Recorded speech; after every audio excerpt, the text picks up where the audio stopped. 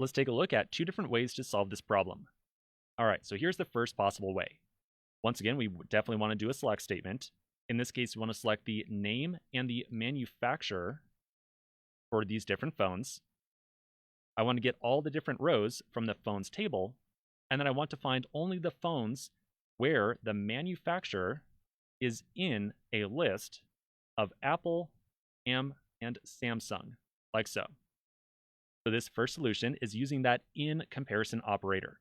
We're going to find all the manufacturers that are listed in this list. So Apple and Samsung.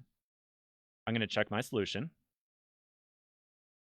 Hopefully we got everything right here. Yep, looks good.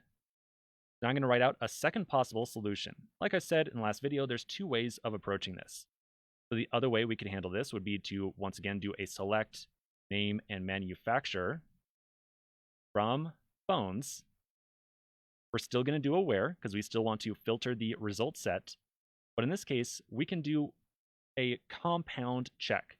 So I want to find all the phones where the manufacturer is equal to Apple or the manufacturer is equal to Samsung. So this should give us the exact same result. I'm going to check the solution.